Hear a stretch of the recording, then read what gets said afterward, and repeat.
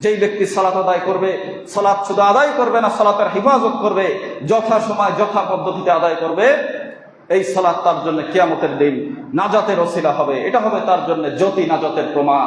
আর কেউ যদি সালাতের হেফাজত না করে, কেউ যদি সালাত না পড়ে, তাহলে ফেরাউন, হামান, কারুন পৃথিবীর নিকৃষ্ট অপরাধীদের সাথে বেনামাজির হাসর হবে।